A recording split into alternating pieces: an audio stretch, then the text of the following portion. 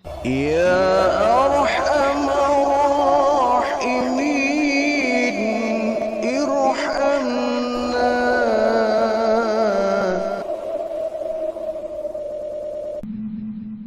Ashabal Qaryah ada salah satu kisah yang dimuat dalam Al-Quran, kisah yang menjadi sebuah teladan bagi kita.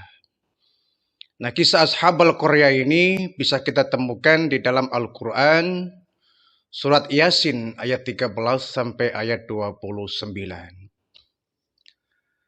Ashab itu maknanya adalah penduduk atau penghuni.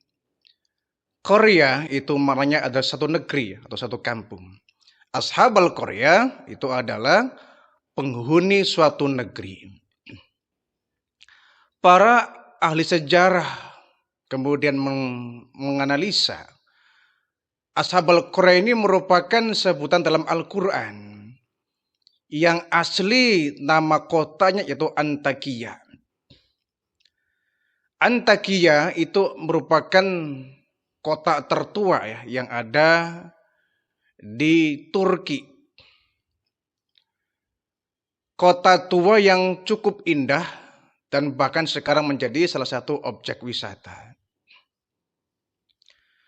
Tapi ternyata dalam sejarah bahwa Antakya ini termasuk daerah yang pernah mendapatkan azab dari Allah Subhanahu wa taala karena penduduknya dulu sudah membangkang perintah Allah. Mereka sudah menyembah tidak selain daripada Allah Subhanahu wa taala. Nah, Antakya ini walaupun dalam surah Yasin ayat ke-13 sampai 29 ini tidak diperinci secara jelas, tapi paling tidak kisah Ashabal Qaryah ini menjadi sebuah renungan bagi kita betapa Allah pernah menghancurkan satu negeri disebabkan karena penduduknya ingkar kepada Allah. Penduduknya tidak beriman kepada Allah, mereka menyekutukan Allah. Antakya itu satu negeri yang ketika itu penduduknya hampir semua menyembah berhala. Tidak ada yang menyembah Allah Subhanahu wa taala. Bahkan di antara mereka ada seorang raja. Seorang raja yang bernama Antiochus. Ini pun raja kafir ya. Raja yang tidak beriman kepada Allah. Bahkan Antiochus ini selalu mengajak rakyatnya untuk menyembah berhala. Jadi Antakya itu semua hampir satu kota itu, satu Qaryah itu, semua menyembah berhala. Menyembah patung-patung yang itu menjadi sesembahan turun-temurun. Dan kita kalau membaca sejarah tentu ya, hampir semua kisah Nabi dan Rasul, hampir semua kisah Nabi dan Rasul selalu dihadapkan dengan kondisi umatnya yang menyembah berhala. Dan ini dimulai sejak zaman Nabi Nuh alaihi salam. Di zaman kita mungkin berhalanya lebih modern ya, tidak berbentuk patung. Tapi mungkin berhalanya namanya handphone, namanya komputer, benda-benda canggih yang kalau kita mendewa-dewakan benda itu, artinya kita menjadikan benda itu sebagai berhala kita. Na'udzubillah min dzalik. Jangan sampai kita diazab oleh Allah karena kita mendewakan satu benda. Antiochus seorang raja yang selalu mengajak seluruh rakyatnya untuk menyembah berhala. Sehingga di Antakya ini banyak sekali berhala-berhala dari yang besar sampai yang kecil yang tiap hari selalu menjadi sembahan dari masyarakat Antakya. Kemudian Allah pun mengutus kaum Antakya ini dengan dua orang nabi, dua orang rasul ya. Ini kita bisa lihat dalam Al-Quran Yasin ayat 13. Wadharib lahum maslan ashabal qaryah. Wahai Muhammad, berikanlah perumpamaan kepada mereka orang-orang kafir ashabal qaryah, bagaimana kisah ashabal qaryah. Ija'ahal mursalun, ketika Antakya ini dikirim untuk mereka seorang nabi, seorang rasul. Jadi biasanya kalau ada satu kampung, satu daerah, satu masyarakat yang di situ mereka menyembah berhala, menyekutukan Allah, Allah biasanya mengirim kepada mereka seorang nabi. Nah, ini Allah mengirim dua orang nabi. Dua orang nabi, yang pertama namanya Shadiq, yang kedua namanya Syaduk. Dua nabi yang memang kurang akrab barangkali kita dengar ya. Memang bukan termasuk yang kelompok 25 nabi. Tetapi Shadiq dan Syaduk ini nabi yang Allah utus kepada masyarakat Antakiyah, Ashabul Qaryah. Id arsalna ilaihim isnaini. Dan ingatlah ketika, kata Allah, kami utus kepada mereka Antakiyah, Ashabul Qaryah, dua orang nabi. Fakadzabuhuma. Tetapi penduduk Antakiyah selalu membangkang, mendustakan dua orang nabi ini. Datang dua nabi yang memperingatkan mereka, kaum Antakiyah, agar menyembah kepada Allah. Wahai kaumku, sembahlah Allah, tinggalkan berhala-berhala ini, karena benda-benda ini merupakan benda yang mati, yang tidak sanggup mendengar, melihat, dan memberikan manfaat kepada kalian. Tinggalkan. Saranku, tinggalkan ini berhala, sembahlah Allah. Allah lah Tuhan yang layak kalian sembah. Apa reaksinya? Wah, tidak semudah itu ya. Penduduk Antakiyah hampir semua fakadzabuhuma. Mereka ingkar kepada nabi ini. Mereka mendustakan dua rasul ini. Mereka membantah. Wahai Tuhan, Tuhan dari mana? Tuhan kan bukan dari asal kami. Kok berani datang ke sini lancang sekali? Memberikan peringatan kepada kami untuk meninggalkan benda-benda ini. Ini Tuhan-Tuhan kami. Ini berhala yang dari semenjak dahulu kala nenek moyang kami menyembah ini. Kenapa Anda kok berani membantah untuk meninggalkan ritual ini? Jadi didebat. Ya karena memang dua nabi ini didebat oleh puluhan orang ya kewalahan. Fa'azazna bisalisin, kata Allah. Allah kirim kembali satu orang rasul bernama Sya'lum. Sehingga menjadilah tiga orang nabi, tiga orang rasul yang menyampaikan peringatan kepada kaum Ashabul Qaryah Antakiyah ini. Inna ilaikum mursalun. Sesungguhnya kami tuan-tuan adalah utusan Allah. Kami seorang nabi, kami seorang rasul, kami bertiga diutus oleh Allah untuk menyelamatkan Anda semua. Antakiyah. Sembahlah Allah. Tinggalkan benda-benda ini. Ini bukan Tuhan kalian. Ini benda mati. Sembahlah Allah. Tuhan yang menciptakan kalian. Tuhan yang memberikan kalian rizki. Yang menghidupkan kalian. Mematikan kalian kelak. Allah. Dialah Allah yang pantas kalian jadikan sebagai Tuhan. Apa reaksi orang-orang Antakiyah? Mereka menjawab. Qalu ma antum ila basyarum misluna. Hai Tuhan.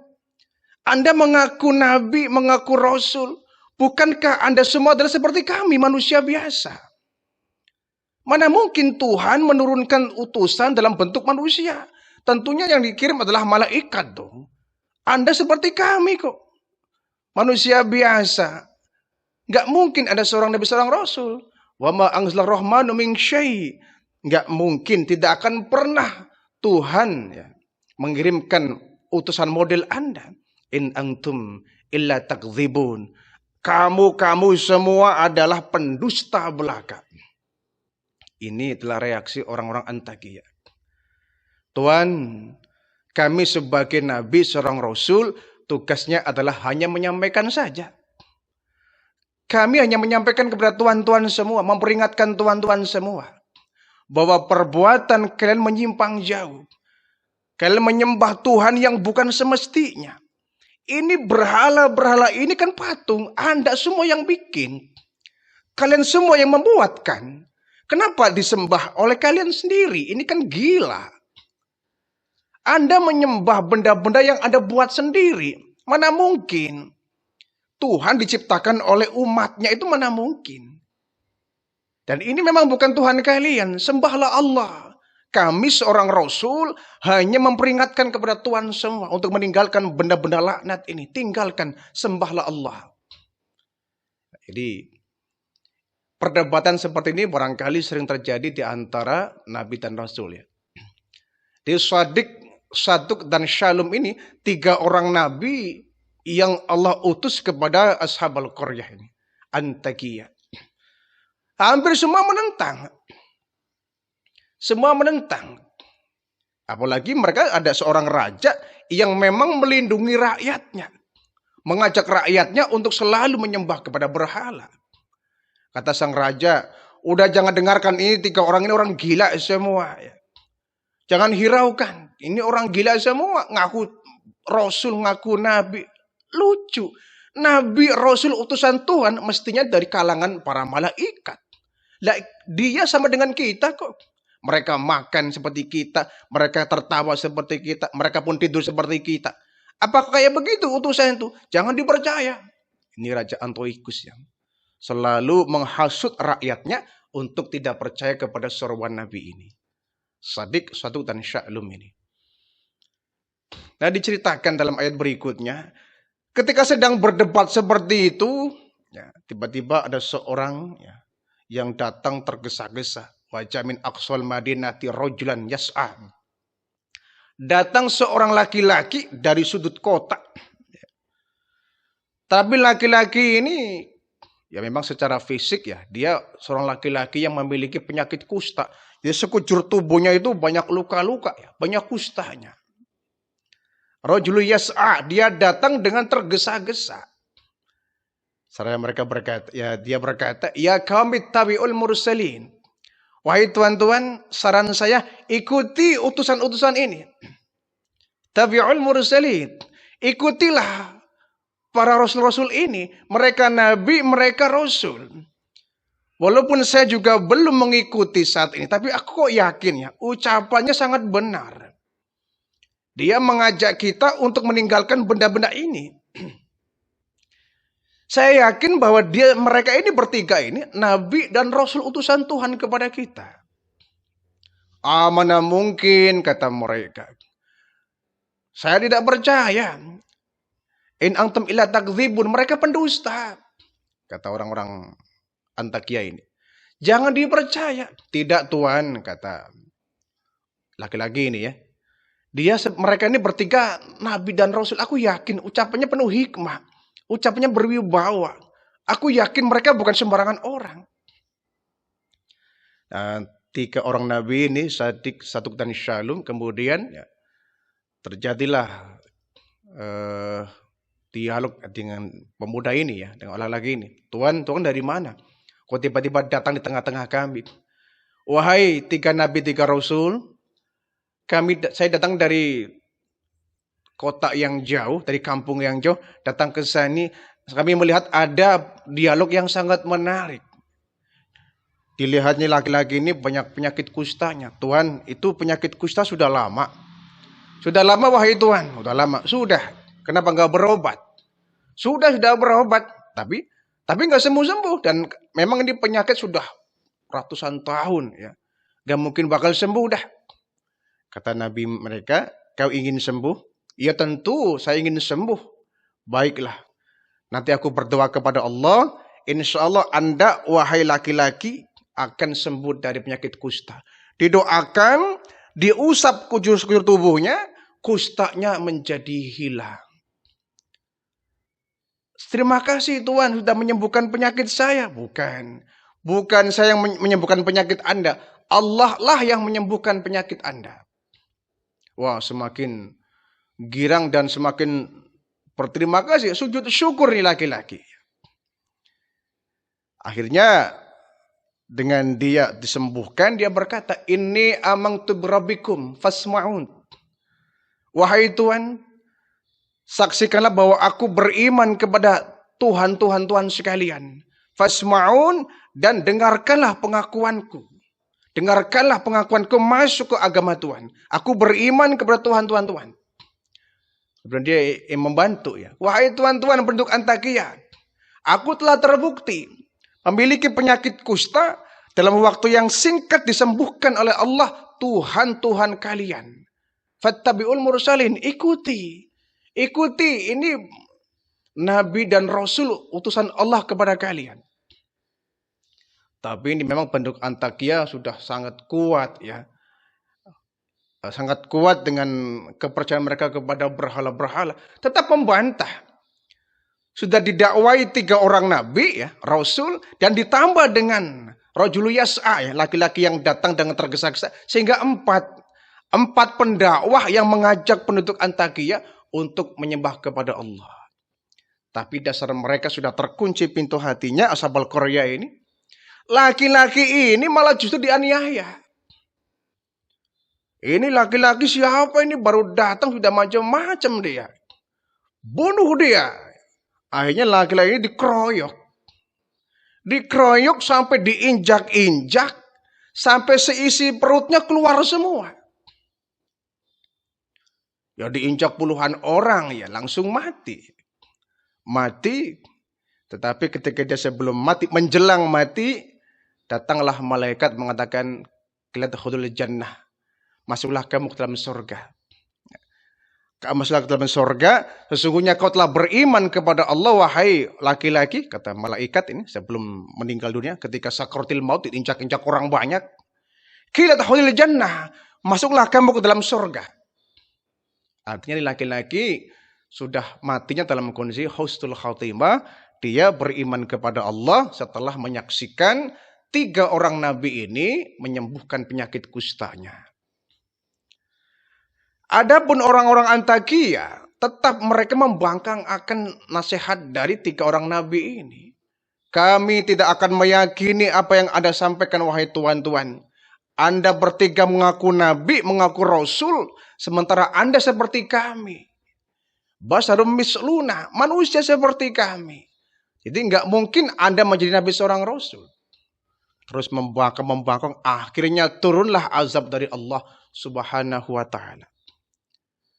Allah mengazab penduduk Antakya, Ashabul Qaryah ini dengan azab yang sangat pedih. Allah tidak menurunkan tentara malaikat, kata Allah. Tidak pula diturunkan malaikat yang membinasakan mereka, tidak. In kanat illa sayhatan wahidah, kata Allah.